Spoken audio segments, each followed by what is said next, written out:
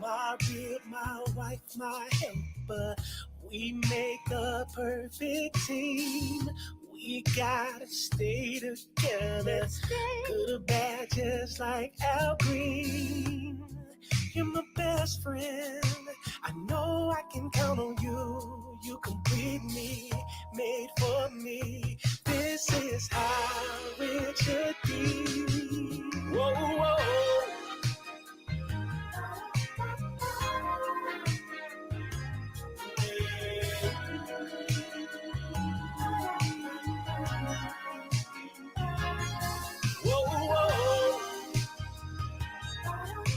I pray that we age together, me and you. I'll be by your side, a virtuous wife, your biggest supporter. I won't get out of line. Your possession you give, mother at home teach the kids. Yeah, you're my best friend. I know I can count on you to lead me. You complete me. This is how it should be.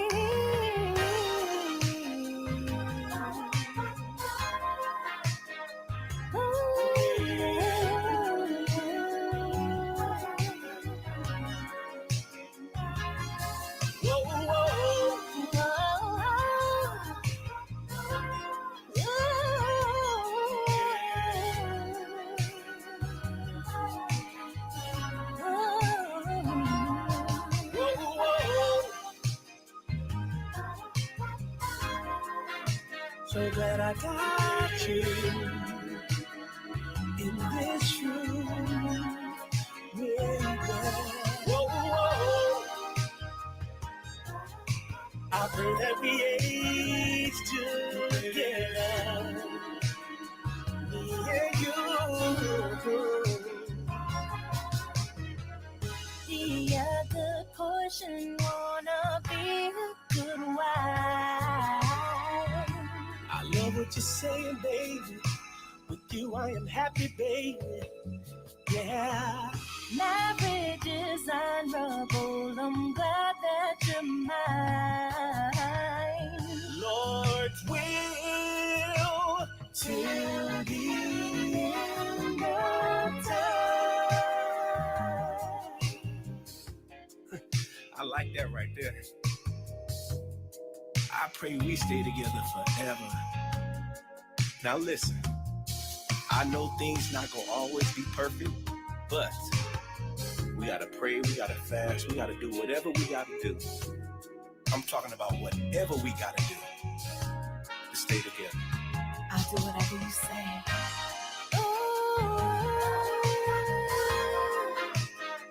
Yeah, I pray we stay together. Stay For a lifetime. I pray that we age together, me and you.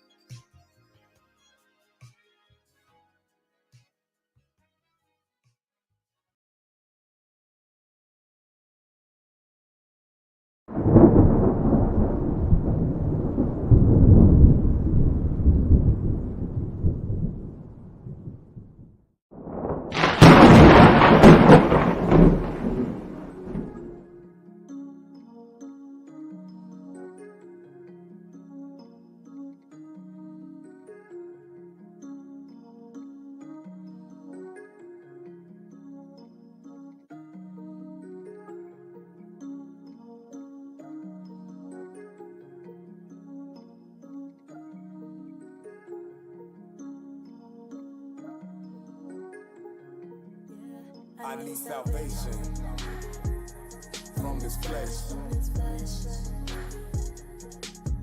I need redemption because I'm vexed. Yeah, I'm praying he listens. Cause I got a thorn, that is deep in me. And I've been torn, evil is with me. Consumed with envy, lust is tempting.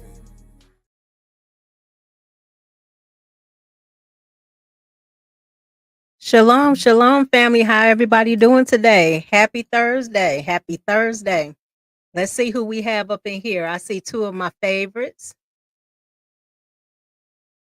Miss Milani, good afternoon, sister. How are you doing today? And my wonderful, wonderful sister, 18, is in the house. Shalom, sis. Shalom, both of my sisters and everybody that's joining in. Thank you all for coming in to join me today. We are doing a continuation of the Naziah Harris story, Innocence lost. Um, her innocence was lost due to the hands of her um maternal family. They didn't protect this baby, and I am real passionate when it comes to the trials these children really didn't ask to be in, and parents and family just like to sweep things like this under the rug. And a lot of people don't talk about it. They talk about everything else but these children. Only time you hear about anybody saying anything um that's supposed to pertain to children is child support, deadbeat dads, all this other stuff, but y'all don't talk about these monstrous ass women that's out here doing a whole bunch of treachery towards either their own daughters, their own sons, their nieces and nephews. And I said I was going to finish this today, and I will. So I'm not going to be on here too long, but I have two videos that I want to go over so we can put that continuation on, because I think Tuesday was like over 2 hours long. So this is just a continuation because I have two more videos that I want to go over with you guys. Thank you. Oh, I forgot. For the people that don't know, because I do have new subscribers, my name is Mrs. O. Thank you for joining my show. On Sundays, we have Surreal Sundays with Old School Exit 9, which is my Lord, my husband. I have a show every Tuesday and Thursday at 3 o'clock, and it's live. Other days it will be like 12 o'clock where you'll see like pre-records. So check those out as well. So I'm on here every day except Saturday, because Saturday is considered the Sabbath. So there's no work on that day. So I will try to push as much content as I can so it can keep everything going. So if you just coming in, please like, share, subscribe, and comment. Comment, like that'll help with the algorithm. Please like this channel. Please subscribe. It will really give us it'll really help us out. But that way, it'll really help us out. So thank you all for joining us. But we're gonna go to the first video.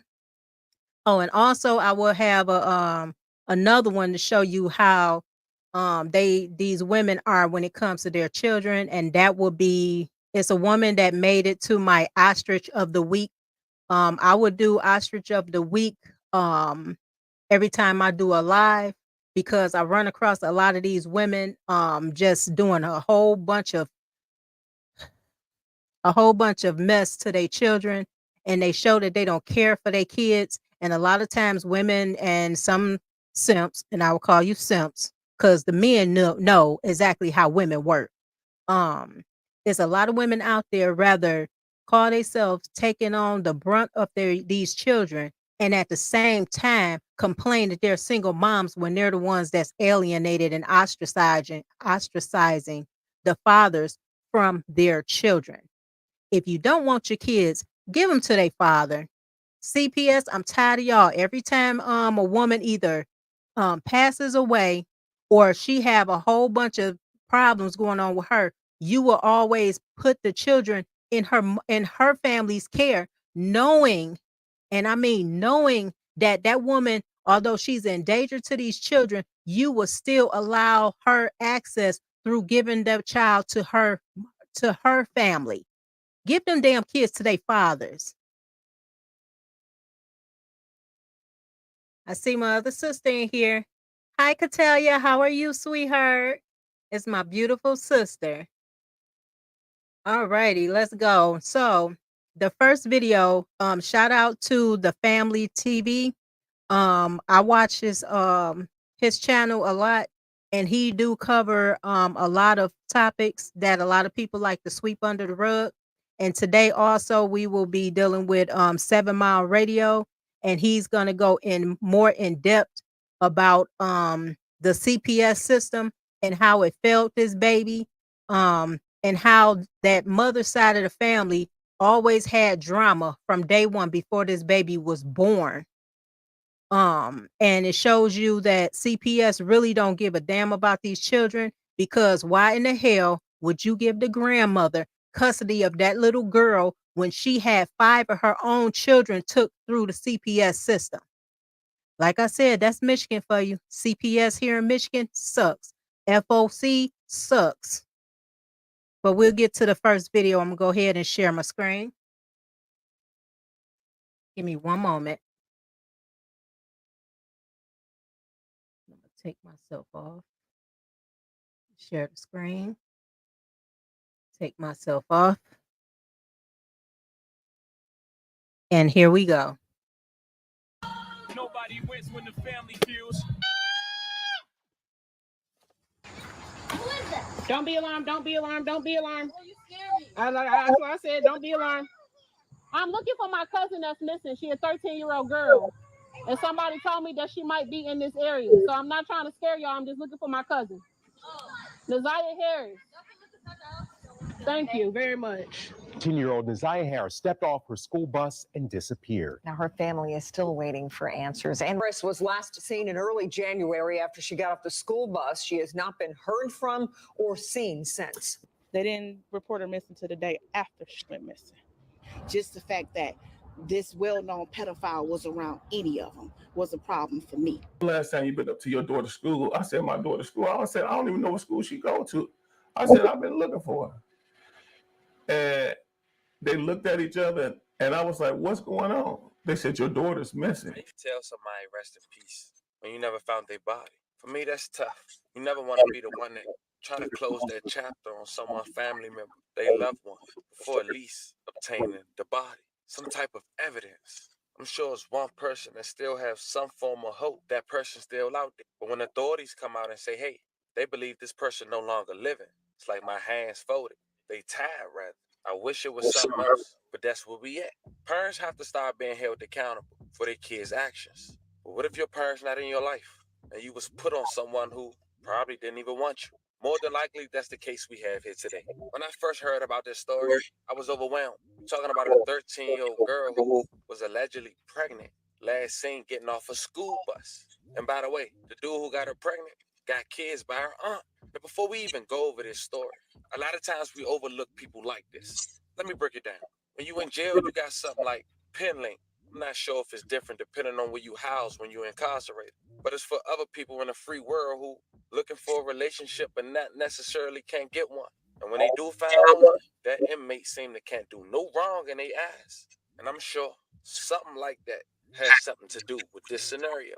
When you talk about the man who the alleged perpetrator in this story, we got to bring up a man who a known as offender on a registry list, and yet he was still allowed to be around this young girl for years. And then the family TV come in. They get aware of the situation, and they start to do their homework by looking at all public facts that's not necessarily public. And we find out who this young girl's parents are.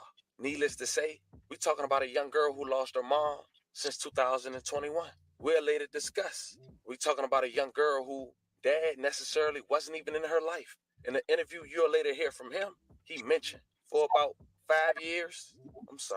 8 years, he didn't know where his daughter was. Meaning, since the age of 5, he was pretty much obsolete from her life. But then we say, hey, we here today saying we have an arrest 9 months later. But this the same prime suspect that authorities had in mind from month number 1, but wouldn't release his name. An ex-offender, an adult who got the nerve to do such thing to a child. and he supposed to have some rights? But all in all, that's what we have here today. In this video, I'm gonna do my best to shine light on this young girl case, giving her love, respect, and condolences to her family. But we also gonna briefly talk about her parents, her environment, this sucker who allegedly did all these things. But before we go over this one, I want you guys to remember, I won't give you no angle. I just give you the story. So with that being said, make sure you like, comment, and subscribe. We'll jump right to it. Today we're going to Detroit, Michigan, January 9th, 2024. A would have been 14-year-old girl now, but happened when she was 13 years old, was last seen getting off the school bus on her way home. She was a student at J.E. Clark Prep Academy on Detroit East Side. She was last seen getting off the bus on Cornwall Street and 3 Mile Drive, near Warren Avenue and Walter Drive. Now, before we really talk about the alleged motive on why she was allegedly kidnapped and abducted by a person who was sleeping and had kids with her aunt, we got to talk about her upcoming. This young girl has siblings. Her dad, as we mentioned in the interview you'll later hear in, talks about how authorities trying to locate her helped him find her in over 8 years. But a young woman who go by the name named Katina Renee Baker, a young woman born October 7th, 1991, and lost her life just before she turned 30 at 29 on August 4th, 2021. Keep the time frame on the day she lost her life in mind when you hear about after authorities' investigation. They believe she was groomed by this alleged perpetrator since 2022. Now, I'm not sure how Katina lost her life, may she rest in peace, but it seems when she was just 19 years old, 2 years prior, she got arrested in Salt Lake City alongside 4 others from Michigan. Apparently, she was busted in this prostitution ring. Authorities were seeking through escort ads and other forms of ways of soliciting. But at this point, we say Nazaria had it rough out the gate. But then she was allegedly given to her aunt, a person who probably didn't want her. Now, this allegedly her aunt right here. Her name haven't been disclosed, but this man that she's hugging, his name has Jarvis Butts, 41 years old, a man that's on this offenders list. We're talking about a sick man. And I'm going to disclose the details, but I want to throw an FYI for you guys. A month after Nazaria had went missing, he got arrested on unrelated charges. And that's a huge part on why authorities believe her body won't be discovered if it haven't by now. See this picture on this tablet, fam? This is the last picture, her waving hello, where it seemed like she really saying goodbye, that she made the public. It was the same video and picture she took the day she lost her life. It was a tablet at her school, but also on that tablet was messages. To who? Jarvis Butts. In those messages, it indicated that they had plans to meet up after her getting out of school. And according to the affidavit, Jarvis Butts, who, as we mentioned, had children with Nazaria aunt, is accused of sending sexual, explicit text messages to Nazaria beginning in September of 2022. She has sent sexually explicit photos of herself in return. Nazaria allegedly texts Jarvis in September of 2023, saying she had not had her period. And in November of 2023, the evidence shows that Jarvis knows that she is pregnant. His phone record shows that he searched online about abortions, abortion pills, and drinking red antifreeze. This is a picture of Jarvis at his shop where he worked. It was a mechanic shop. The shop happens to be the last place where a witness said they seen Nazaria, alongside another grown man getting escorted with Jarvis to that shop. And that Okay, I had to pause on that one, y'all, so I can put myself in here right quick. Now, y'all see this crazy stuff? This woman, the auntie, it's obvious why he hooked up with her. It's obvious. These women are so hard up for some damn ride. You will bring anybody in your house. Now, if y'all didn't see part 1 that I was on, I showed Tuesday, go back and see it, where it explained that this perv he told her that he was a registered sex offender. She did not care. She only cared about the tingling that she get in her box. And she looked like, I'm sorry, but she looked like Grimace. She like Grimace, the McDonald's Grimace. Only thing she was thinking about was, oh, he handsome and he light-skinned it. And it cost her niece her life. The grandmother knew that he was a pedophile. All the people that's supposed to protect this baby knew what he was.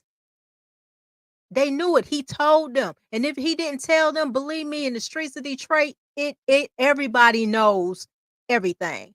I was born, raised in Detroit. I'm still here.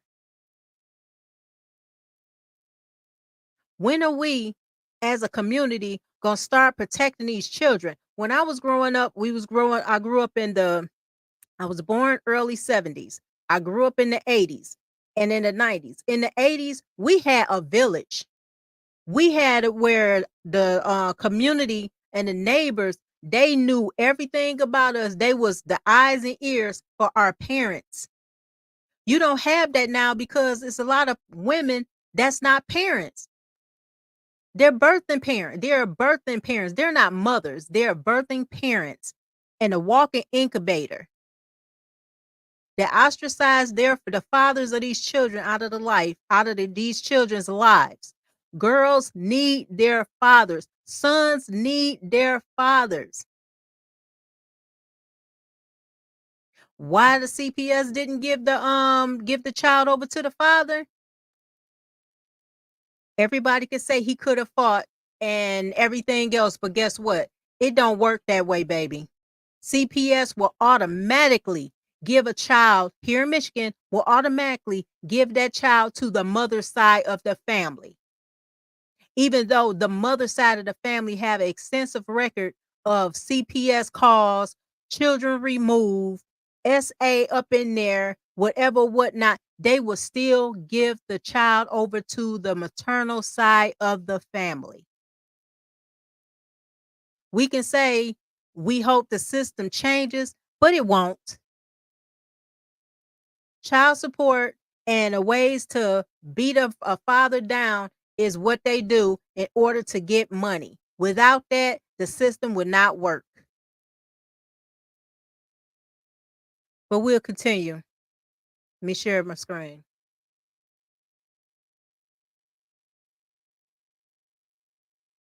That was according to Jarvis' sister who seen her at the shop. Once again, she mentions that Naziah leave a 13-year-old girl with those two grown men to go God knows where and then return.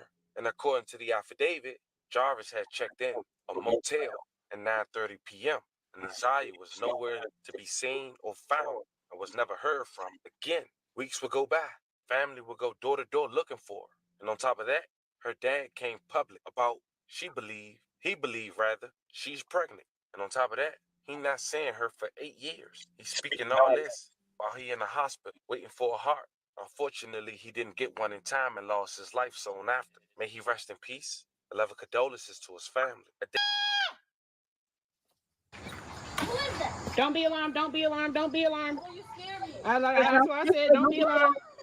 I'm looking for my cousin that's missing. She's a 13-year-old girl. And somebody told me that she might be in this area. So I'm not trying to scare y'all. I'm just looking for my cousin. Naziah Harris. Thank you very much. 10-year-old Naziah Harris stepped off her school bus and disappeared. Now, her family is still waiting for answers and renewing their pleas for someone to come forward with information. Naziah was last seen back on January 9th at the intersection of Cornwall and 3 Mile Drive.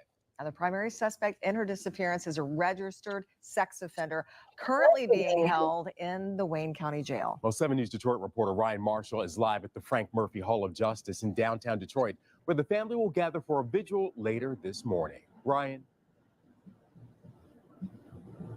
Well, guys, the family of that missing Detroit teen still seeking justice in this case. That includes Naziah's biological father, who exclusively spoke with 7 News Detroit. He is fighting for his own life, but is holding on to find his little girl.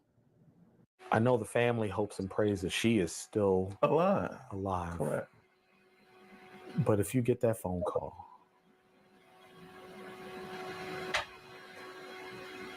that's why I'm getting back in the ministry. 48-year-old Mervyn Jennings is Naziah Harris's biological father. He says he's tried to reconnect with his daughter for the past 8 years.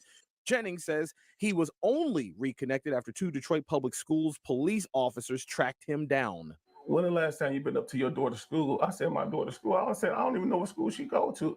I said, I've been looking for her. And they looked at each other and I was like, what's going on? They said your daughter's missing. He's dealt with serious medical issues in the 8 years away from Naziah. Jennings has congestive heart failure. He says in April, doctors gave him only 7 days to live.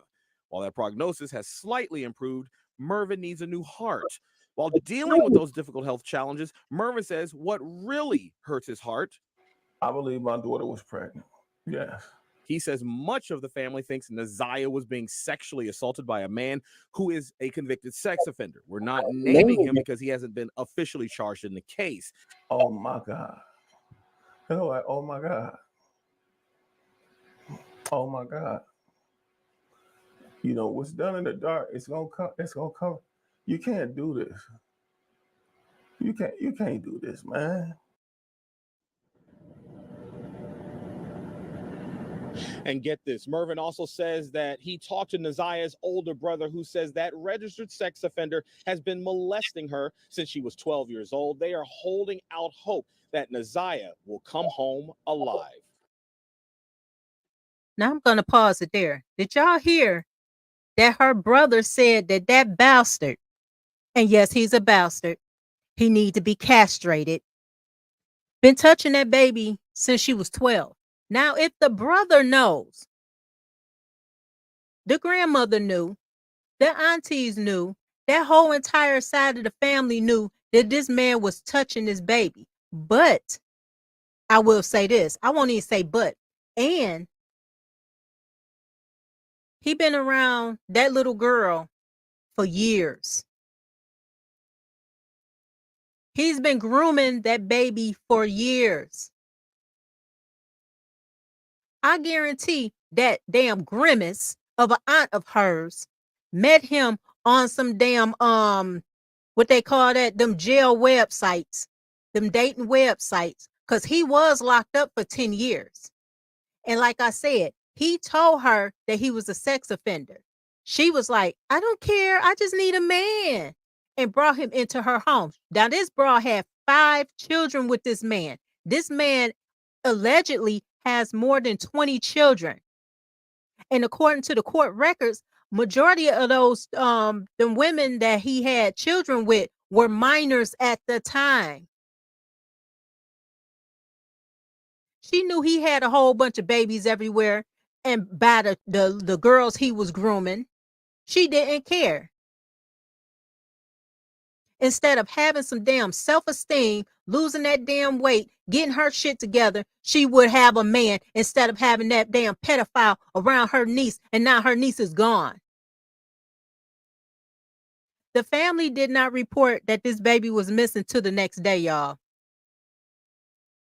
And I'm going to do a recap on what I was talking about Tuesday. The police went to the grandmother, asked the grandmother, once again, did Naziah have social media? Her grandmother said no. Naziah had 3 accounts. Then the police asked the grandmother, did she have a cell phone? Once again, she said no. But they found out that she did have a cell phone, and it was pinging from her grandmother's house, and the grandmother was turning the phone on and off.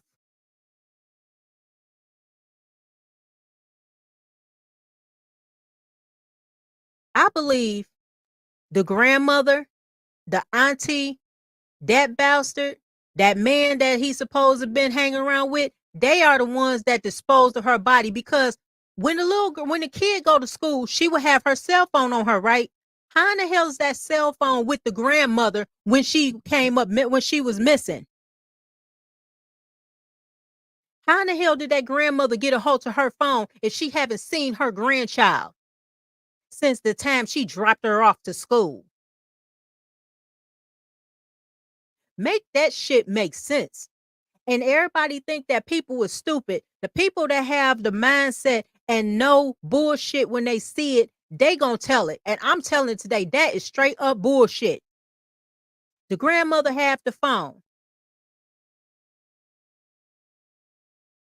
She lied to the police.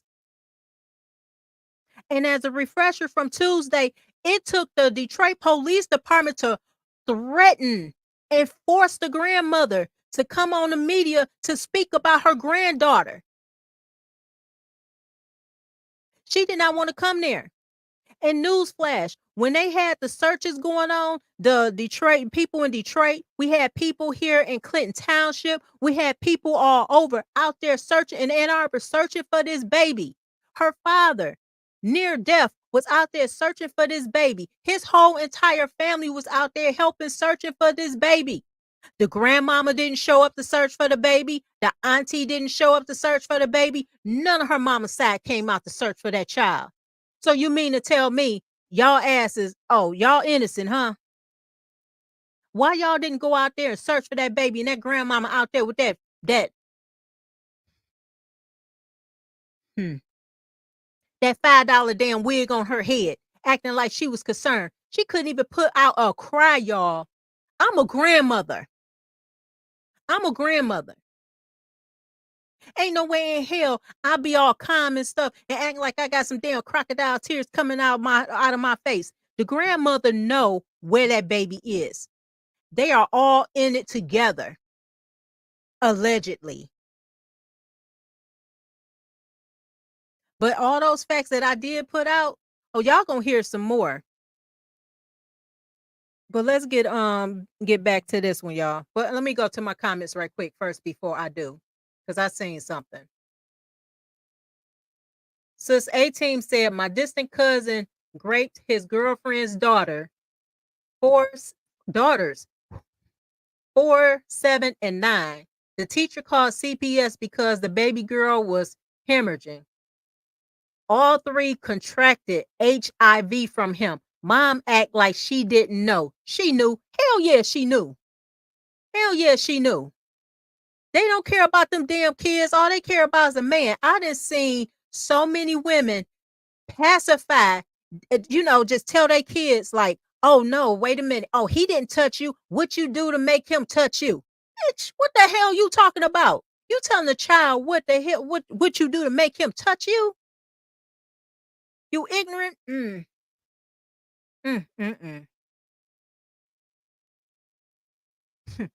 When he went to jail, and they found out why they prescribed him meds so strong, it burnt him inside out. I felt no remorse. I wouldn't either. I hope he ain't living. And I mean that. I hope he ain't living. Yep, she know. Why the hell she had the phone?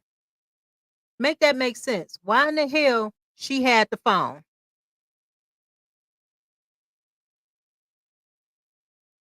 Exactly, sis. They don't care about these babies. Well, I'm going to tell y'all right now. I am one that will be talking about it. And y'all going to hear more about how these cackling ass ostriches, what they do with their children. Once again, if people don't know about ostriches, when ostriches lay their eggs, they don't bury their babies. They just kick a dusting of sand on top of the eggs. They forget where they put them babies at, and they step on them. Ostriches are aggressive. They holler. They got bald spots on their head. They have long ass eyelashes and a big butt. And all they do is argue and fight. Who that sound like to y'all? That sound like modern day women to me. Single mothers. And I'm not taking back on that. I'm not even taking nothing back on what I'm saying today. I'm so sick and tired of y'all opening your legs in the name of fun, having these damn kids, and y'all treat these kids like they ain't nothing. They didn't ask to be here. Hell, none of us asked to be here, but the Most High wanted us here for a reason. For y'all bros that's out there deleting babies, you'll have your day. For you women that's out there deleting your children while they're out of your womb, you'll have your day. For you women that's letting any and everybody touch on your child and do whatever to your kids, you will have your day, because the Most High ain't playing, and he will be here soon. For some of you sisters that did do deletions, I'm telling y'all right now, repent, ask the Most High for forgiveness, because if you don't, you gonna burn. Asking for forgiveness, repent. Repent means don't do it again. You'll still be judged in some way, but your best bet is to beg for forgiveness. I begged for forgiveness for abortion I knew nothing about. My perpetrator, my mother's younger brother, touched me from the age of 9 to 11 years old. All I remember was walking down the stairs. My mom saw me. My mother fell to the floor. I didn't know what she fell to the floor for. Coming to find out, I didn't know that I was pregnant. That man impregnated me. I ain't gonna say man. That bastard impregnated me until I was 35 years old. 15 years ago is when I found out.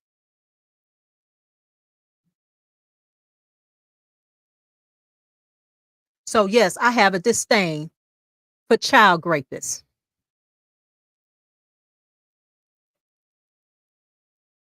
If it was a way we could stone them, I'll be the first one in line with a big stone, a boulder. But that's for the Most High to deal with. I had to get counseling and everything, doing whatever I had to do. I had a good support system when it came to my family, especially my dad's family. I had a great support system. If I didn't have that, I'll be just as lost as these other women out here that want to be lesbians. Because I'm telling y'all, a lot of these women are lesbians because of some crap like that they mothers or they family members allowed them to go through. Same with these men. I tell y'all, the LGBTQ community comes from shit like this.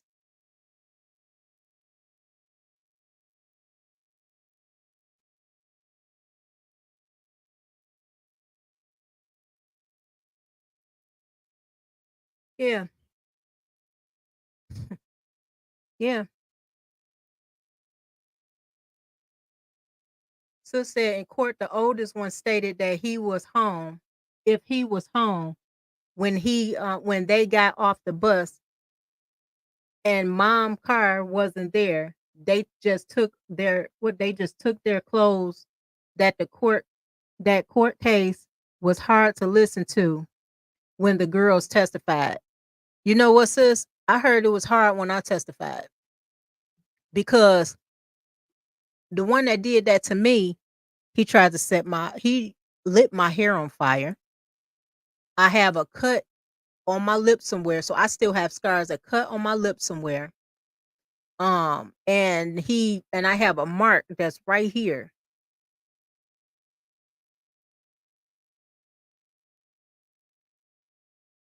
And I said Tuesday that my mom's side of the family, her two sisters, blamed me for it. When I was grown, they came to my house with it. I cussed their ass out. And I told them I'm not a little girl. And if they stepped to me, believe me, they would have been dog walked. Stop blaming these children for something some idiot did. They always protect them for some reason. Why not protect these babies? And the main ones that protect these ninjas are women. And they the same ones that say a man ain't ish. In reality, you need to say these children are ish because y'all put more protection for these men than you do these children. Make that make sense. I'm going to finish this video, y'all.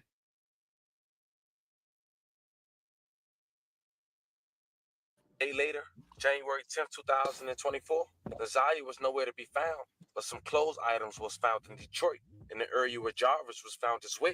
Yet, authorities didn't make no name public to stay away from or to be aware for, nor did they make an arrest. 9 months later, on the last week of September, Wayne County Prosecutor's Office making an arrest.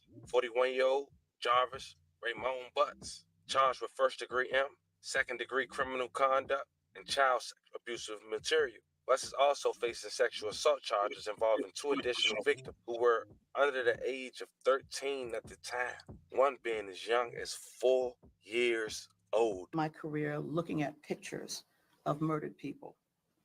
When I was trying homicide cases for 6 straight years as an assistant prosecutor, I would spend hours thinking about the victim whose case I was getting ready to try, wondering how they spent their last weeks, their last days, their last hours, and their last minutes of their lives. What were they thinking about? Did they know that the end was near? And if it was someone they knew, what must they have been thinking as they were shot, stabbed, or whatever mechanism of death was used and confronted them with by the person they knew or loved? I can't imagine the thought that goes through minds. But it's always, always 1,000 times worse when the person is a child or a baby, someone in the dawn of their lives who haven't begun to live their lives. The picture behind me is of Zanaya, and that will always be haunting because it was taken just a short time before the evidence shows that she was never seen or heard from again. It was taken by Nazaya herself, a selfie. That's the last known picture that we know about of her. And it was pointed out to me by one of the detectives on this case and by one of the prosecutors. She is smiling, waving, saying hello. But little did she know that she was really saying goodbye.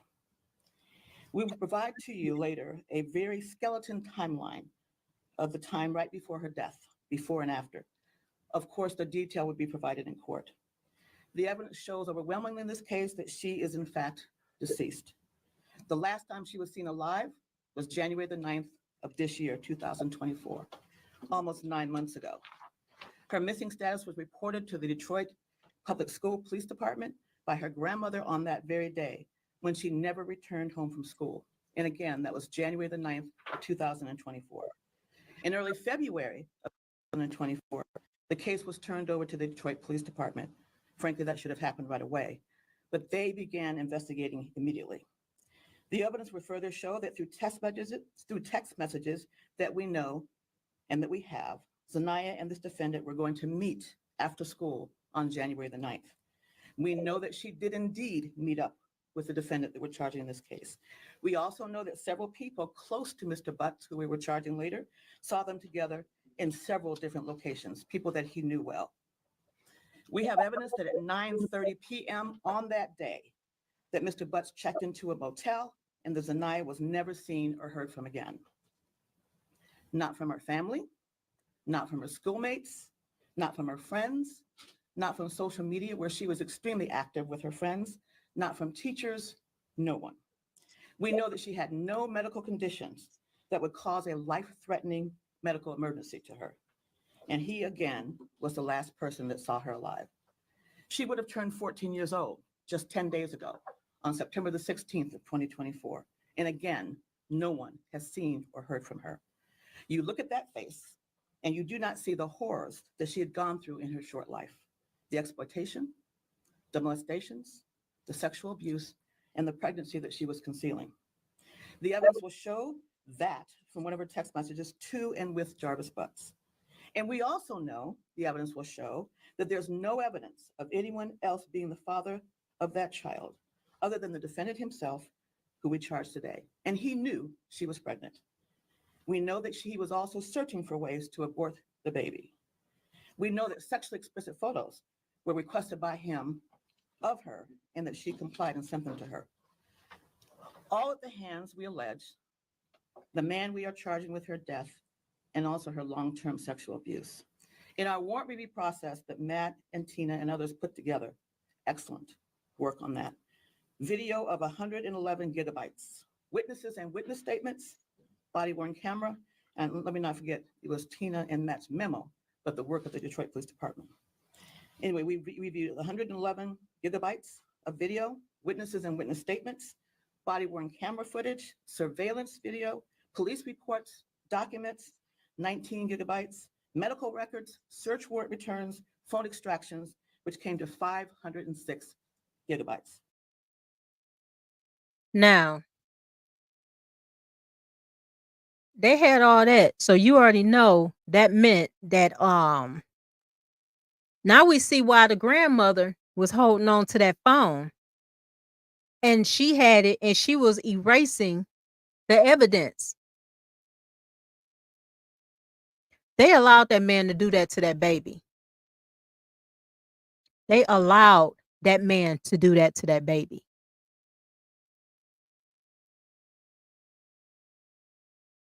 I'm done with that one. The rest of that news coverage, I do have that. I have the whole thing in its entirety on part 1 for people that missed it Tuesday. You can go on there. I have the exact one that the family TV went over. So, y'all, I'm telling you, our babies, these babies don't have a chance. Our babies will have a chance, but it's a lot of children just don't have a chance. I done seen CPS time and time again fail children. I done called CPS on so many damn people and nothing was done. They found drugs in these babies. They found out that these children had abortions. Excuse me, deletions. Children that had deletions since the age of 10, all the way up to the age of, I know one girl that had deletions from the age of 10 all the way up to 14. Do y'all know this little girl had almost 50 deletions? The mama I'm talking about also allowed men to touch her son. I'm speaking on them because those were my babies.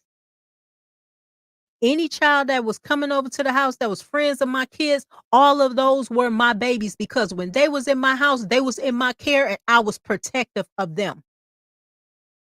I was more of a mother to them babies than they own mama. And I knew them babies since they was babies.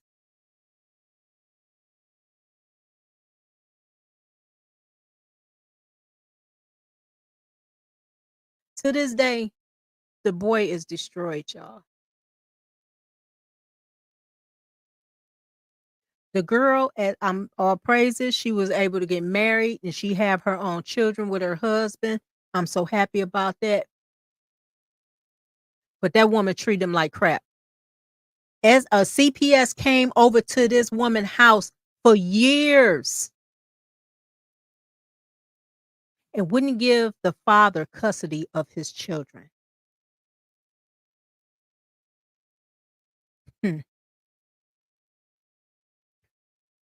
Believe all women, huh?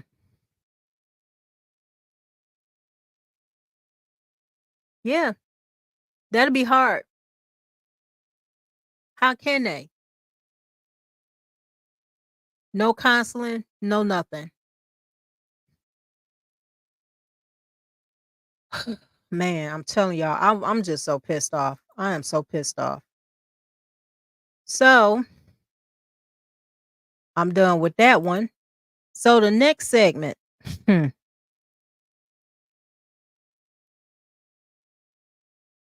Here's another broad. I'm gonna give a break from that one because I got something else to go over. So here we go, y'all.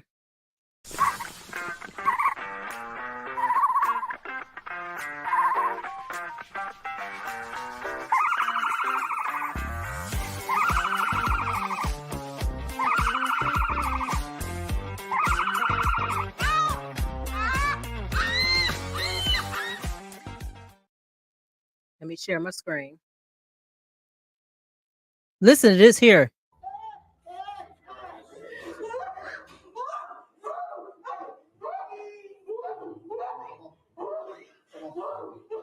Accused of killing her husband by stabbing him more than 140 times. Regina Johnson just found guilty of killing her daughter and husband in an ambush-style attack in San Carlos.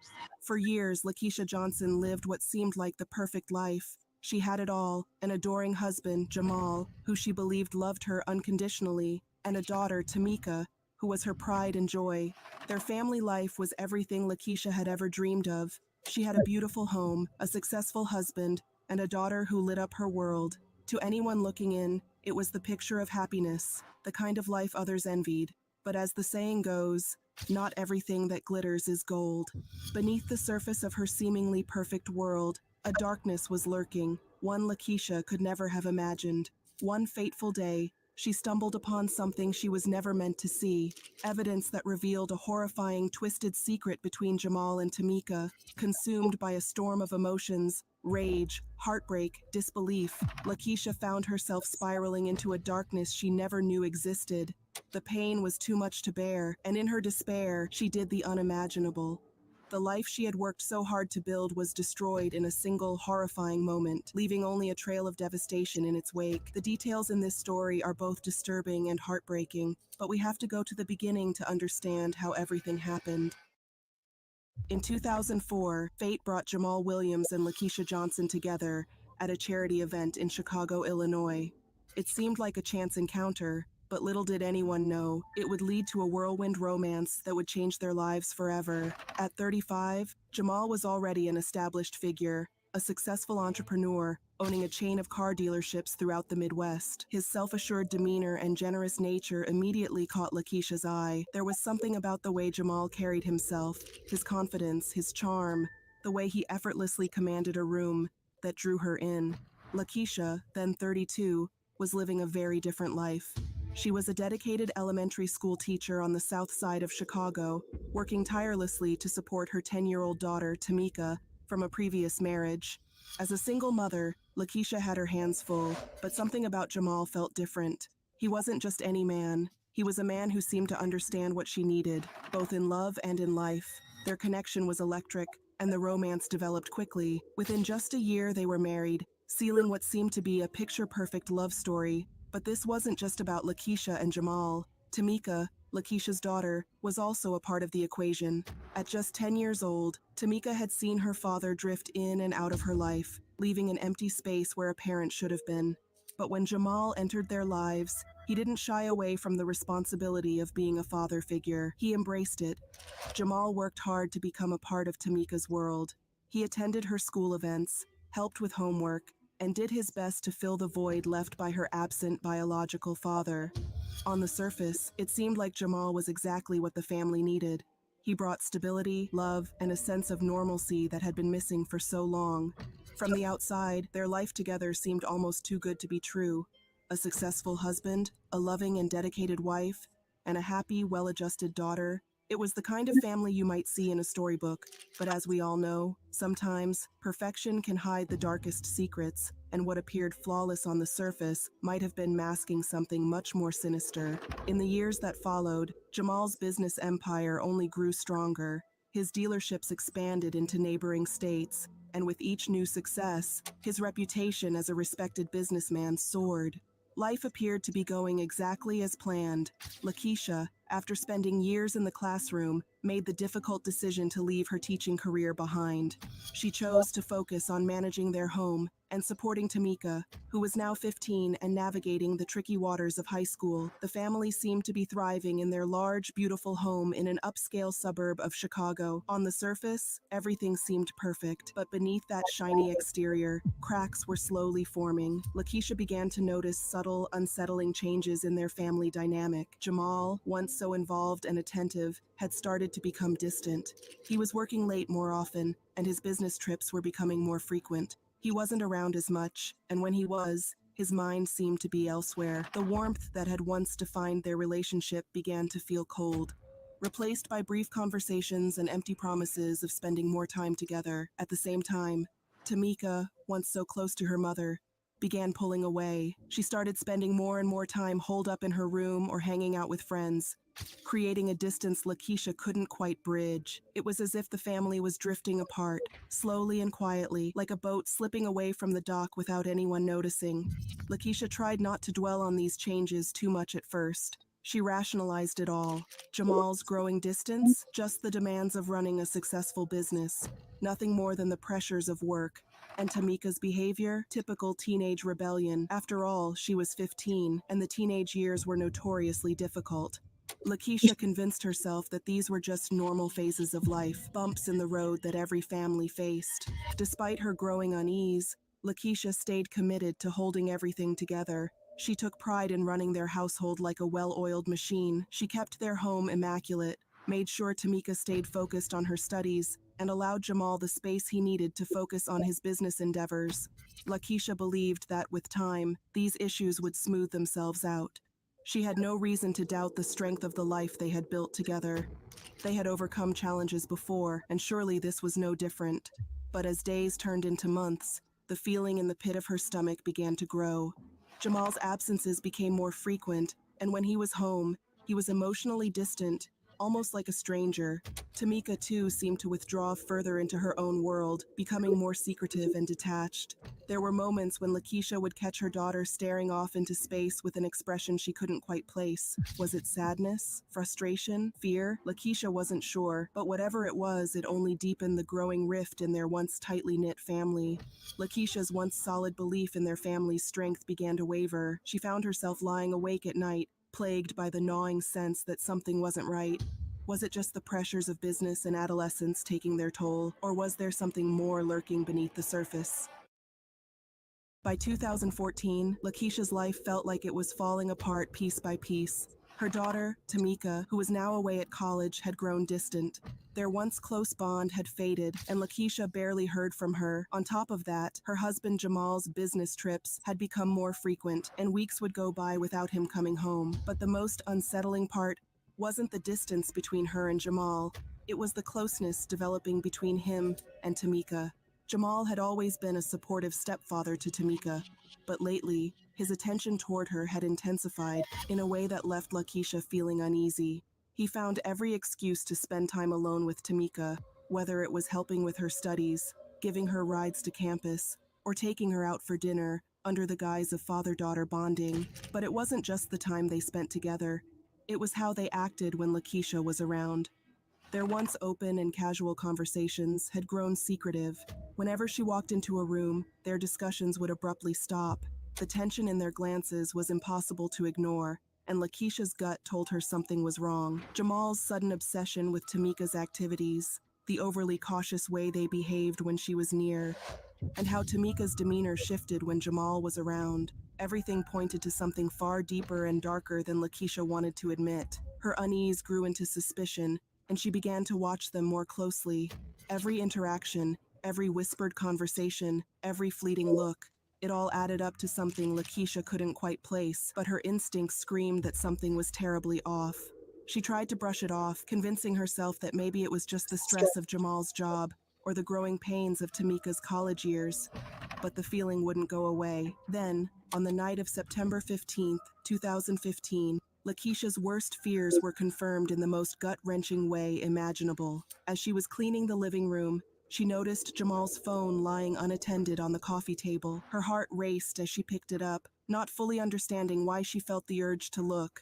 But the moment she opened his messages, her world came crashing down. The messages between Jamal and Tamika weren't just affectionate, they were shockingly intimate. Lakeisha's hands trembled as she read through the texts, each one worse than the last. They spoke of secret meetings, confessions of love, and a connection that crossed every line imaginable. The realization hit Lakeisha like a punch to the gut. This wasn't just an affair. It was a devastating betrayal involving the two people she loved and trusted the most. Each word felt like a knife twisting deeper into her heart. The man she had built her life with, and the daughter she had raised, had shattered her world in the most unimaginable way. Lakeisha's entire body trembled with a mixture of fury and disbelief as she confronted Jamal the moment he stepped through the door that evening. All the emotions she had kept bottled up came surging to the surface in a fiery eruption. Her voice, heavy with accusation and pain, rose to a fever pitch as she demanded answers. Jamal tried to maintain his composure, brushing off the incriminating messages as a misunderstanding, but Lakeisha wasn't having it. The tension was thick, and her rage left no room for him to escape. As the evidence mounted and her accusations grew louder, Jamal's facade finally crumbled. The truth, raw and ugly, spilled from his lips. He confessed to the affair, though he desperately tried to justify it. He claimed it started innocently, that he was just trying to be there for Tamika during a difficult time. Okay, I have to pause right there. Do y'all hear this? Do y'all actually hear this Negro? She brought this She brought him into her home. Women, sisters, don't y'all know that these pedos, they always go for single mothers every single time. It don't matter how long that man been around your child. That's not his child. That's not his child. He groomed that baby. He been messing with her. When y'all invite the devil in your home, what do you expect to happen? You supposed to be attentive and watch that man around your child. That, you know what, that shows that she was not paying attention to her daughter. She wasn't paying attention to her daughter at all. She was all wooing this man because, oh, he fine. You was not paying attention to your daughter. The signs were there. You were the one that ignored it, ma'am.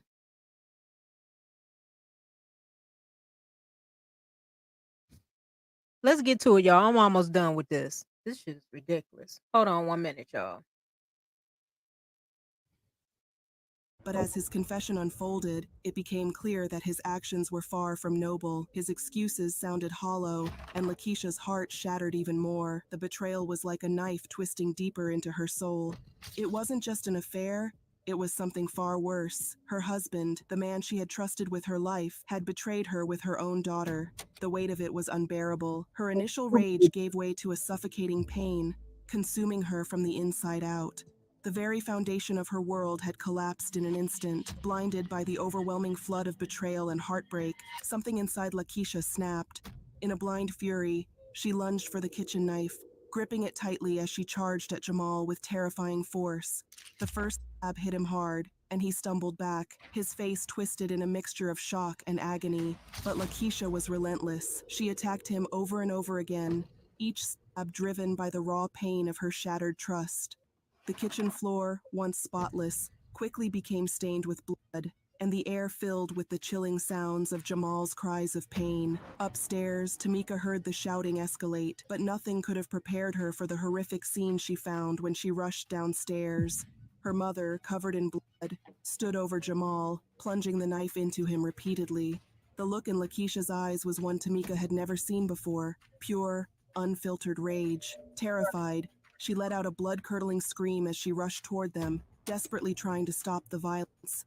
"Stop, you're killing him!" she cried, her voice breaking as she fought to pry the knife from her mother's grip. But it was too late. The damage had been done.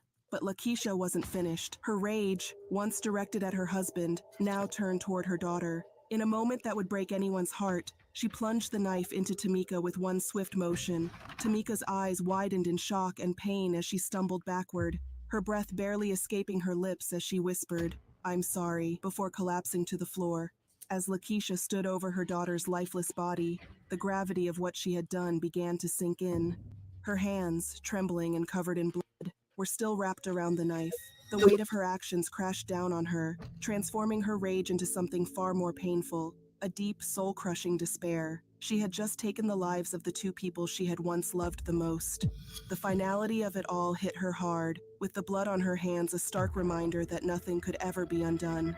Minutes passed in eerie silence, the room heavy with the reality of what had transpired. Lakeisha knew there was no escaping the consequences. With her hands shaking uncontrollably, she reached for the phone and dialed 911, her voice barely steady as she told the operator what had happened.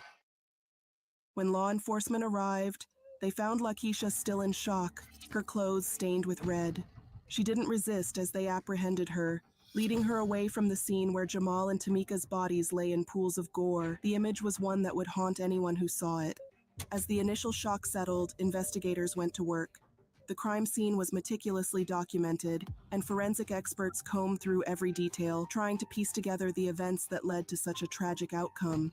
It didn't take long before they uncovered evidence that pointed to a disturbing truth. Jamal and Tamika's secret relationship was laid bare. Explicit text messages, photographs, and personal diaries were found, each revealing more about the affair that had torn Lakeisha's world apart. The diaries and messages told a heartbreaking story of deceit and emotional manipulation.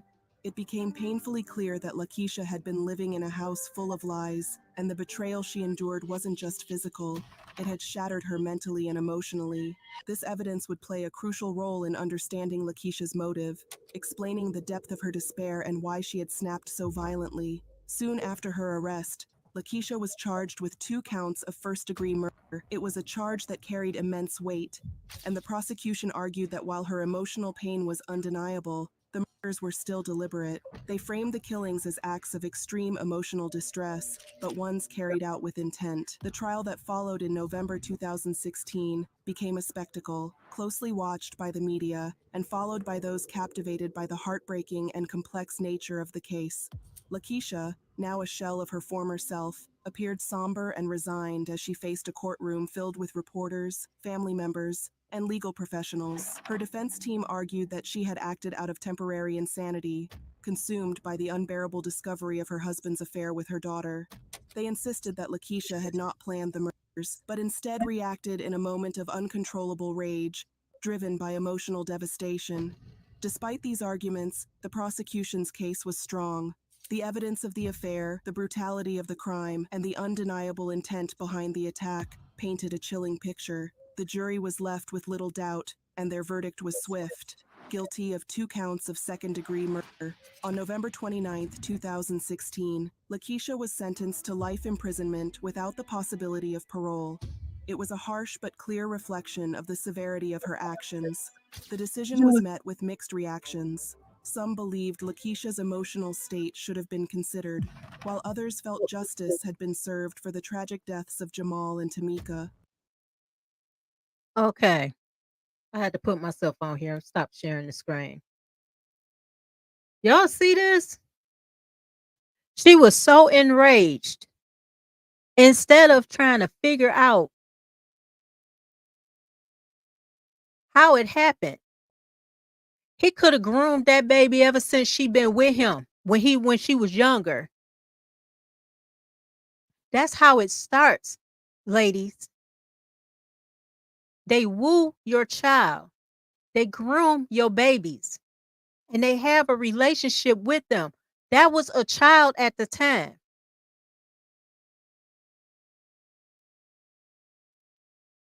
Don't y'all know when it comes to girls? And women know this, and she know this too. She knew this too. When it comes to girls, our fathers, our daddies are our first love. Period. I guarantee she wasn't around her father. So you bring this man around, some random ninja around her that's showing her love and affection and this and that and the third. And you don't expect her to fall in love with him. I fell in love with my daddy because my daddy, he showed me he loved me, he protected me, this, that, third, but it didn't go that way. You know what I'm saying? You brought this man up in there. He knew you was a single mama. He knew you was vulnerable, needed a man up in the house. While you at work, this man is at home with your child. That's not his daughter. Of course he's going to prey on her. Y'all so damn hard up for some damn eggplant. And you can't be alone and all this other stuff.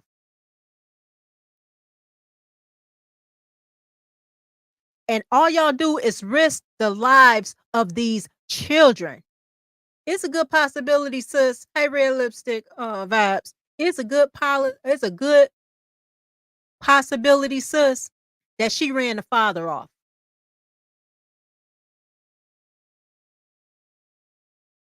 It's a good possibility she ran the father off.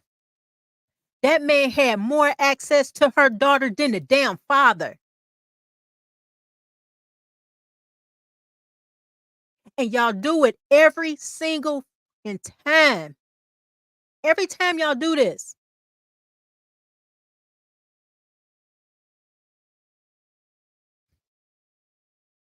Sorry, y'all. That just bothers me.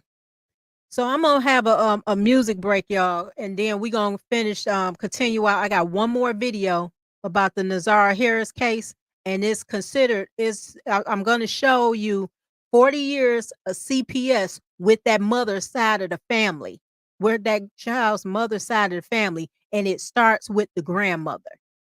So I'm gonna play this video for you guys. Hope you enjoy it. We need a break from that. So hold on one moment, okay? Share my screen with you guys,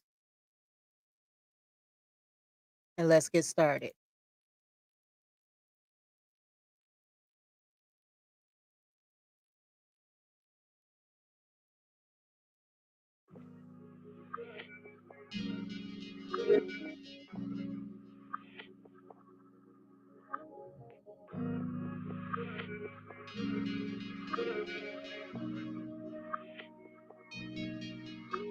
They don't make them out of used to. Old school riding in the new school. New school riding in the old school, but I'm playing with it. They don't make us out of used to. Old school blind to the new school. New school rocking with the wheel, look out. Seat back, chucking deuce.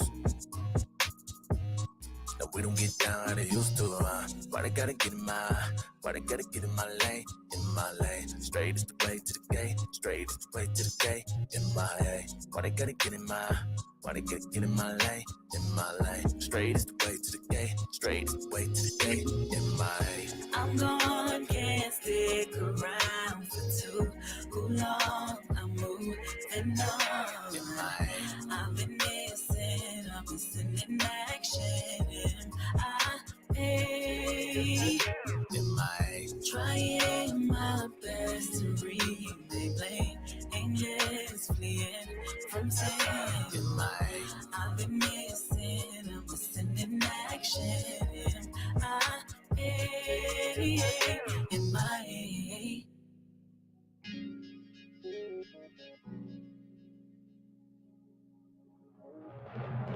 way up here fine in the gardens. You shouldn't do that. There's a tree in the midst, 2/3 looking at it like, what we about to eat at? Serpent on the branch, I don't see that. They're like, nah, where you see that? They're like, hey, you should join us. Everybody about to be there. Many called, only few chosen.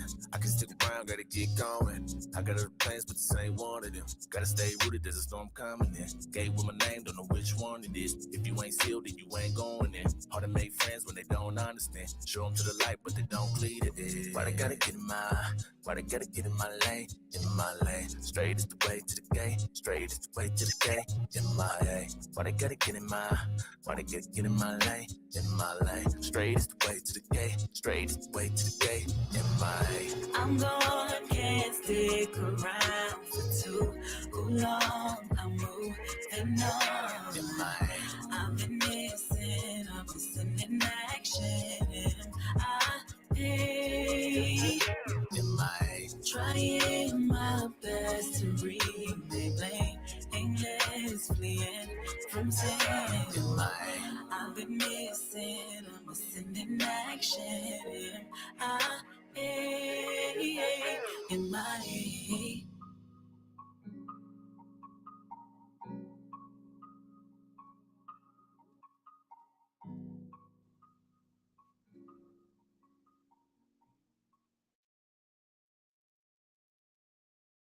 Okay, I'm back, y'all.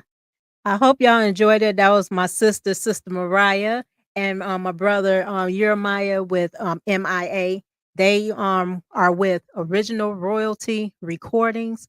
They're on all music streams, and also they have a YouTube page which is called Original Royalty Recordings, where you can find a lot of different genres of music, but it's righteous music. You're not gonna find no butts shaking, nobody doing no women in heat doing any twerking. It's all about family. It's all about getting our lives right before the Most High get here, and it's most definitely about getting our marriages together and doing what we have to do to grow our families. So I'm happy to be able to share Original Royalty Recordings with you guys. So every video that comes on here, that's where I get it from. So now,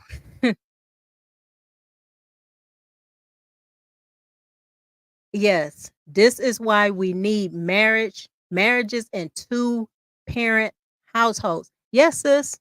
Yes, we need that. But they don't want that because they've been fed that rhetoric that they don't need a man. They don't need a man. They strong and independent. And at the same time, they asses is weak and dependent. Because they're dependent on Zaddy's handouts. They will submit to a boss at work. If they job tell them you have to wear A, B, C, D, and E. Yes, a boss. A man, a husband tell you what you should and should not wear. You insecure. You can't tell me what to do. I'm my own woman. You call these your husbands insecure when he's protecting you. They knew what they was doing long time ago when they introduced all these government benefits. Take the protection away and the woman will fall.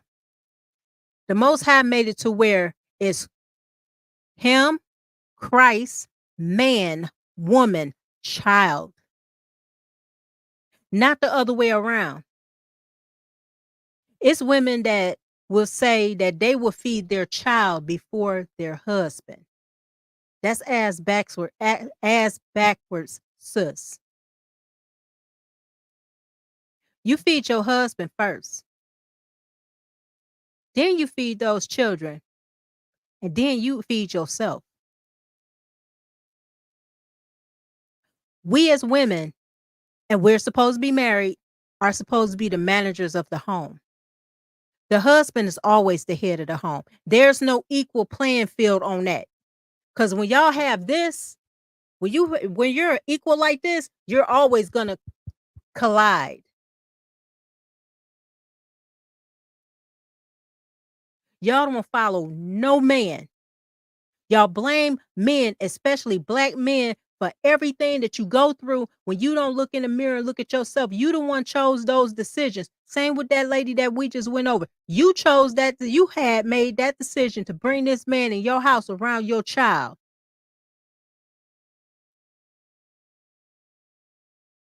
She seen those red flags, y'all. She noticed that her daughter was distant. She could have been investigated. And it led to her deleting her own daughter.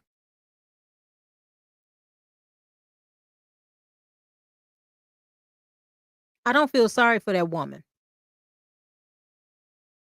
But you'll get those cackling hyenas and those cackling ostriches will still blame Jermaine. A man can't get a hold to your child if you don't introduce him to him. In between my first marriage and and this marriage now, my husband, I had a gap in between the two. I never, ever, if I was dating a person and I did it for attention for marriage, he wasn't allowed around my kids. I had one girl, 3 sons. He never stepped foot in my house. And we was engaged.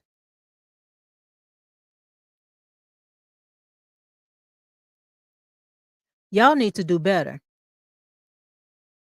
All right, y'all. We got this last video, and we're gonna go over the rest of Nazaria Harris case, and we're about to hear what kind of BS CPS put this baby through instead of giving her to her rightful parent, her father. CPS, you failing your children. Only thing CPS, and this is my opinion, only thing CPS, Child Protective Services, protect is the mother. They don't give a damn about these kids. They never have.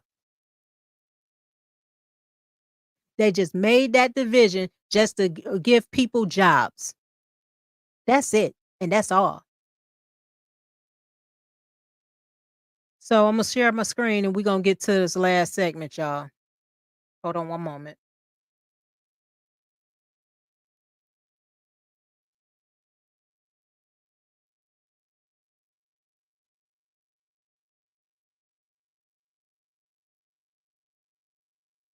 Now, this is the brother from here, Detroit. This is called 7 Mile Radio. He was out there, right along with a lot of people out there searching for Nazaria Harris. So, and the family, go to his channel. If y'all want to know more about what's going on with this case, he goes over in depth. And on top of it, the family of this young girl on her father's side calls in. I think he got 7 parts to this. They call in to him and give him more details about this something that should never happen, y'all. So here we go. Yes, I feel like that they are from a valuable source of information. You know what I'm saying? Whether it be somebody that I know that's close to the situation, or sometimes just off of my own observation, putting pieces together from what's out there on social media and the news or whatnot, right? This time it's more so like me having a direct inside connect to the whole situation that chooses to stay. I told y'all that I was going to explain exactly how this 14-year-old girl actually is a part of a 40 years of CPS investigations, right? So let's take it back to the grandmother. Let's start with the grandmother, right? The grandmother who we all seen on the press conference on, I guess it was Fox 2 News or whatever channel that we seen it on. The grandmother, all right, has, I believe, 5 kids who've all been removed from her care by CPS. All of her kids ran away. All of her kids ran away when they were younger, okay, including Nazaya's mother. Nazaya's mother was a runaway, okay? And Nazaya's mother actually was found in a crack house, pregnant at the age of 11 years old. Now, this is all information that's coming to me from within the nucleus of the family, okay? The missing girl's mother was found pregnant in the crack house at 11 years old. So let's just start there. You know what I'm saying? You know, after understanding that the grandmother had all of her kids removed because they were all runaways for whatever reason. Now, and the point that I want to make right now about the grandmother, right? When the grandmother's kids were running away, when CPS would be called, the kids would make contact with some other family members or sometimes the police. So the police would write it off as, oh, they just out here being grown. They just, you know, they want to be grown, let them be grown. You know what I mean? So so now fast forward to Nazaria's mother, who was found in the crack house at 11 years old, pregnant. Now I don't know which one of the kids she was pregnant with at the time, whether it be Nazaria or her older brother.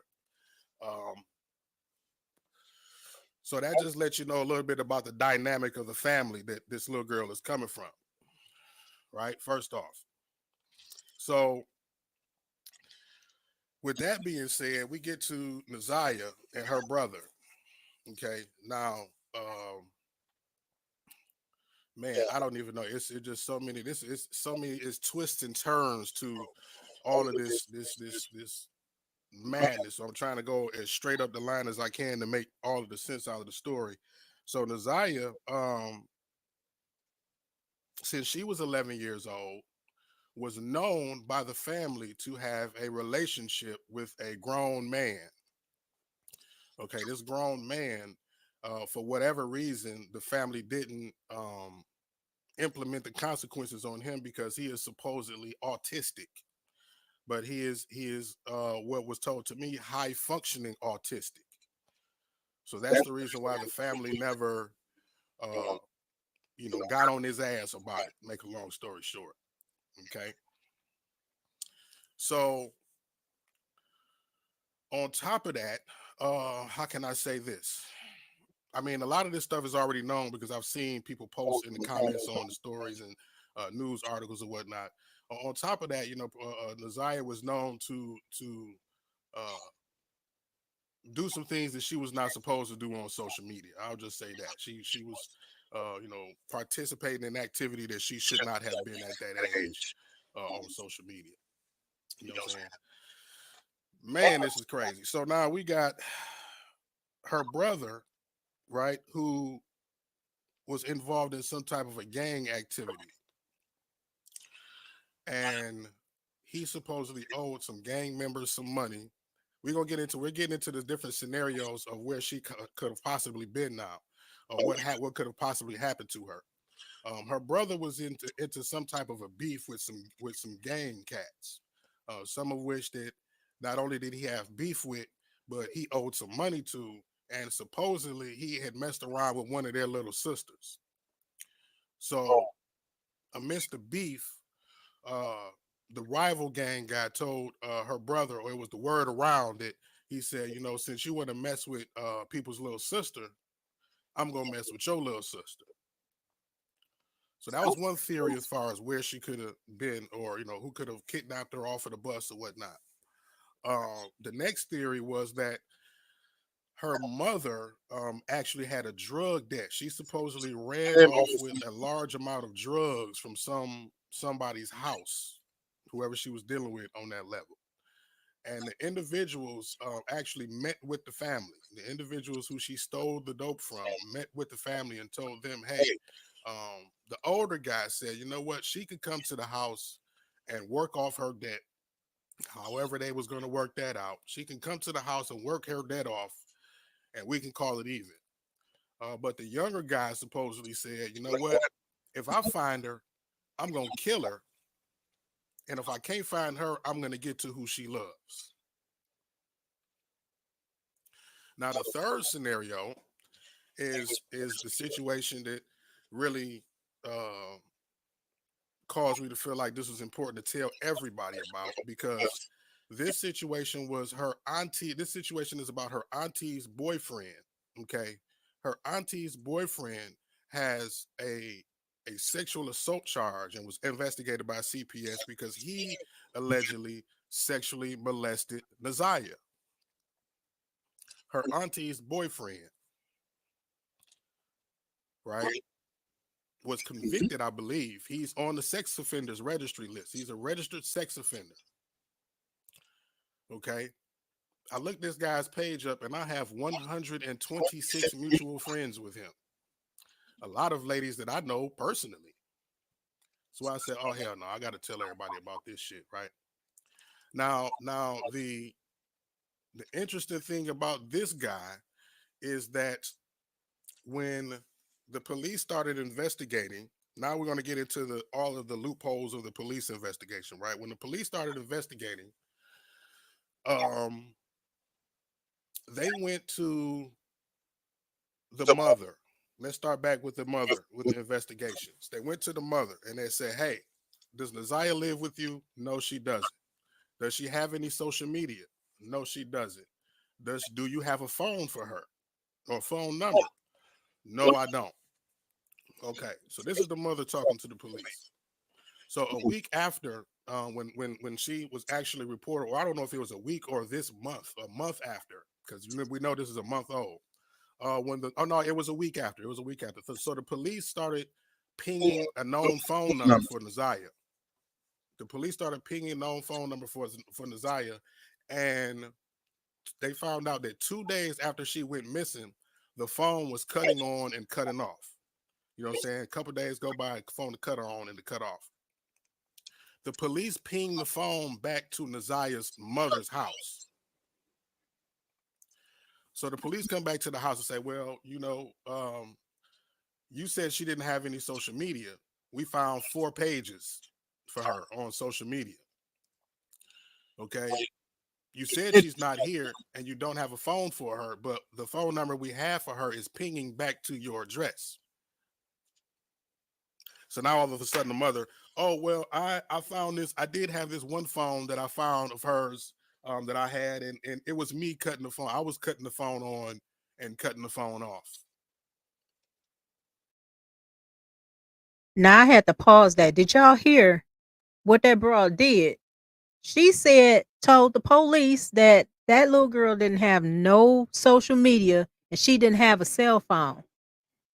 Now, the Detroit Police Department says that although they have the auntie's boyfriend in custody, they will be pressing charges on other people as well.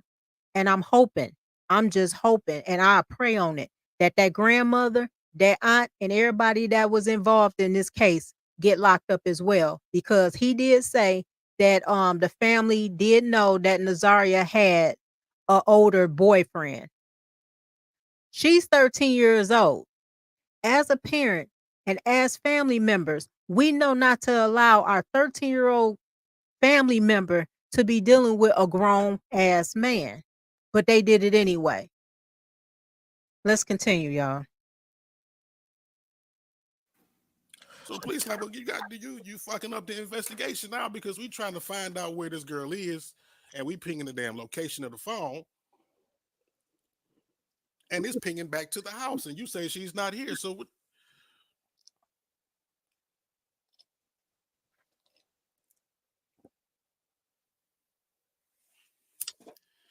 The grandmother, right, that we all seen on the press conference, actually was refusing to do the press conference until she was, what I was told, bullied into doing the press conference. They said if you don't do the press conference, then there's a possibility that you might be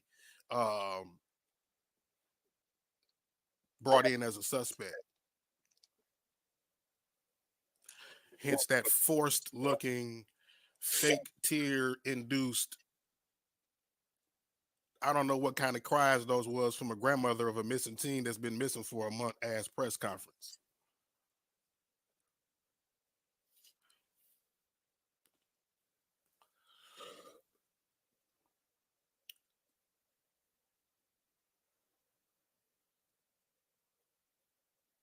So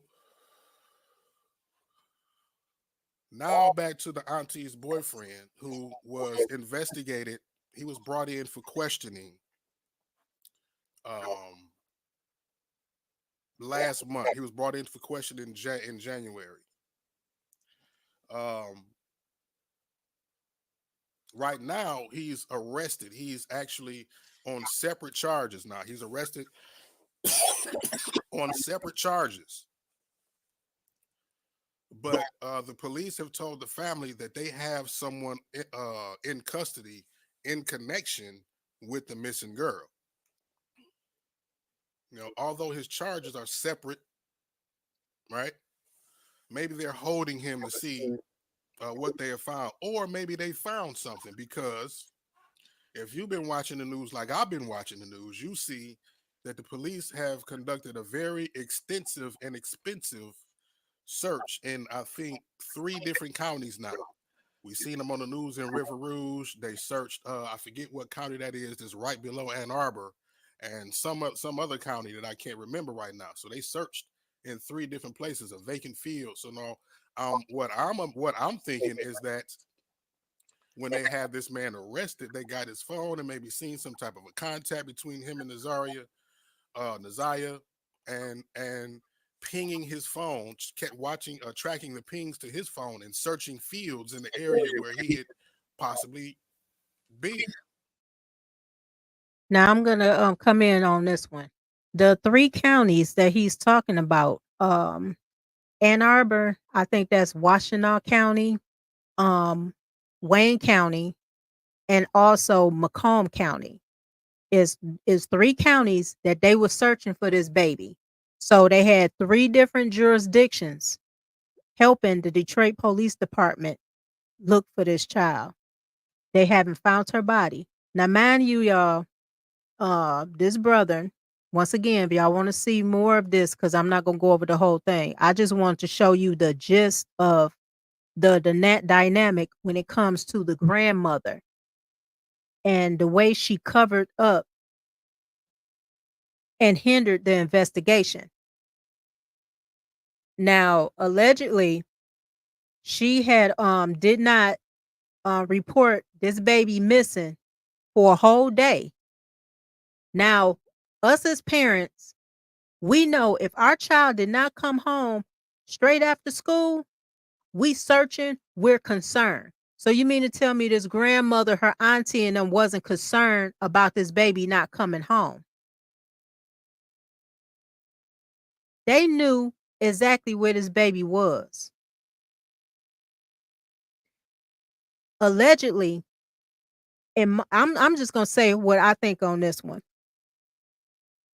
I believe that it took y'all 24 hours to do what y'all had to do, get rid of that baby, to cover up everything y'all had to cover up, and then you call yourself calling the police. Why in the hell did the grandmother have the cell phone?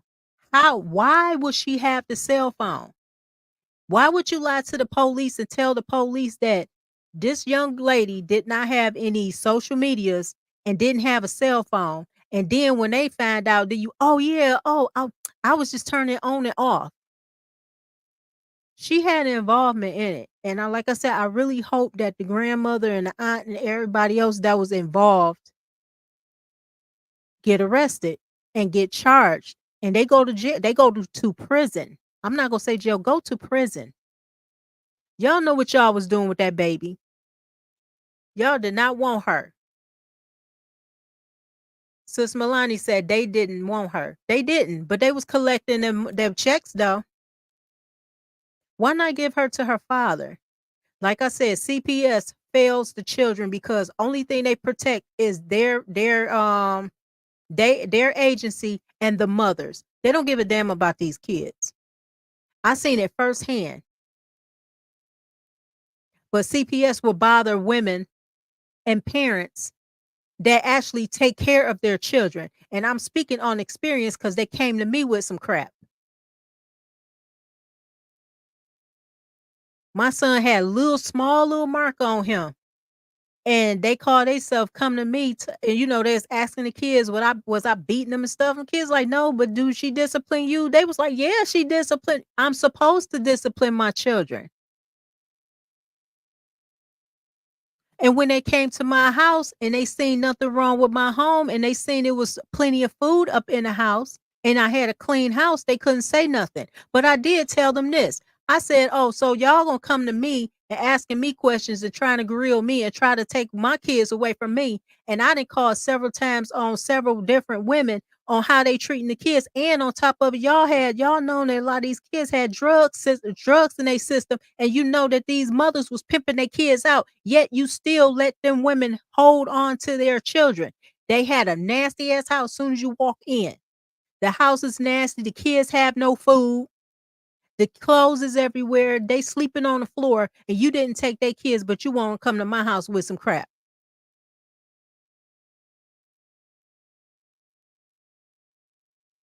CPS ain't nothing. It's not child protective services. They don't protect not one child. It should be called women's protective services because that's all they care about. Kids is under the totem pole. They right under dogs. They care more about dogs' lives than they do children's. And women the same way. They'll feed their dog before they feed their child. Especially if they don't want them. And especially if they don't like the father.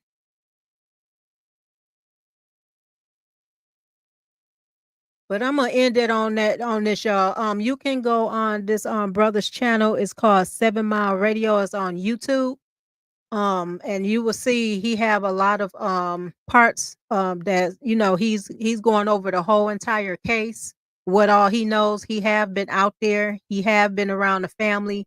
The family will be calling in on those about Nazaria as well. So you will get to hear more. And I really don't want to play it on here because it'll piss me off even more. But you guys can go on there. It's called 7 Mile Radio. It's on YouTube. This brother has have connections with the family members on the father's side, and they give more in depth on how they was abusing this baby and how they covered up their tracks to protect that damn pedo. They was more concerned about that pedo than they was that baby.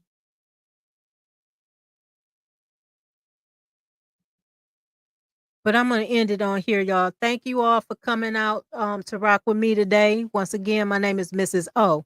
If you like this content, please like, share, subscribe, and comment. As you coming in, please comment as well.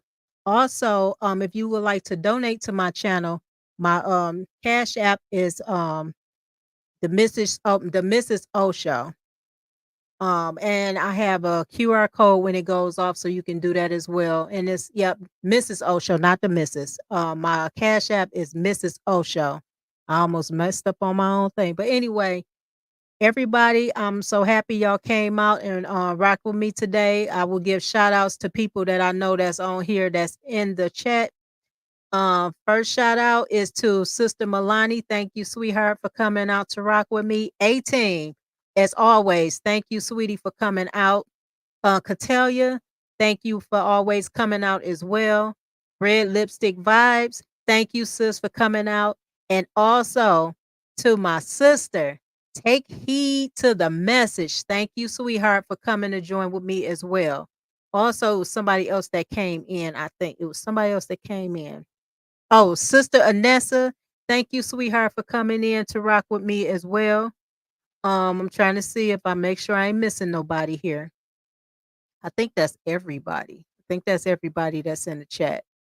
So yes, thank you all for coming out to join me today. If I cuss, I'm sorry, but this will actually it's a trigger warning, and people really need to take heed to what's going on with these children. And like Sister Milani said, CPS, Clown Protection Services. Thank you, sister. That's exactly what it is. Clown Protection Services. They will protect any clown. If that could be the mother, that can be the boyfriends, that can be whatever. It's a lot of men that's in court fighting for their children. And I seen one court case, this man was fighting for his kids. The mother allowed a sex offender up in her house around her kids. And guess what? All praises, he had a lawyer. He had to go through 3 years of getting his kids. He have custody of his children because she was lying, saying he wasn't around the kids when he was. So once again, my name is Mrs. O. Thank you all for coming out to join me. I will see you guys. I will be on here. I have a pre-record. Please come and join me tomorrow at 12 o'clock. And I will see you again next week, Tuesday and Thursday at 3 o'clock Eastern Standard Time. That will be my live shows, okay? Thank you all so much for joining me. And I hope you all enjoy your day, okay? I'm going to stop sharing the screen with you guys. Put myself up on here. All right, everybody. I'll see you all later. Bye-bye.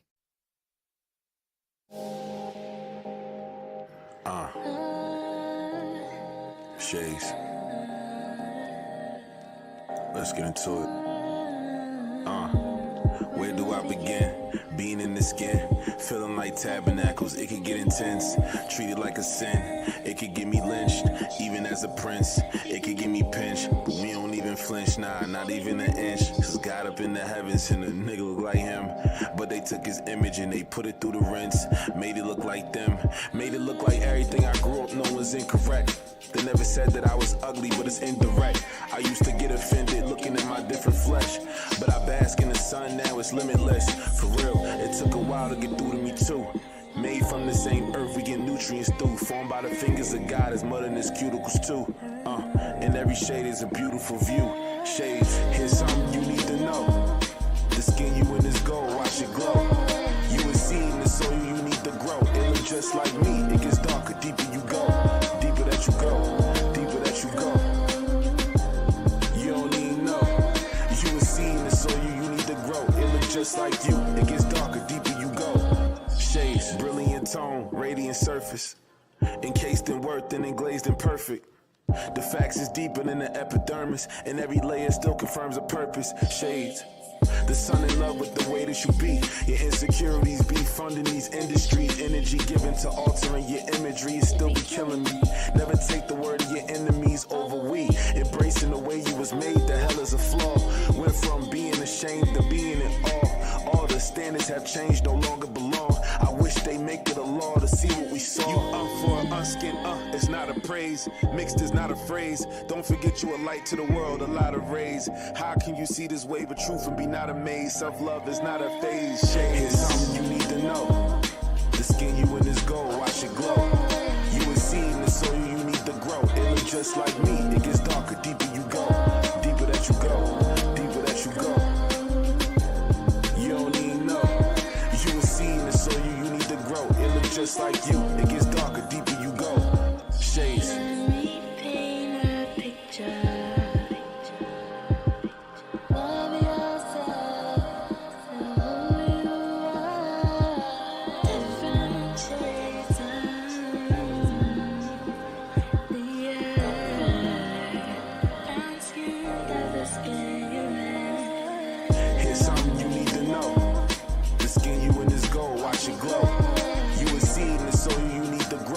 Just like me, it gets darker, deeper you go.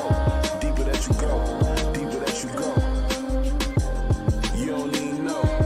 You a seed in the soil, you need to grow. It look just like you, it gets darker, deeper you go. Shades.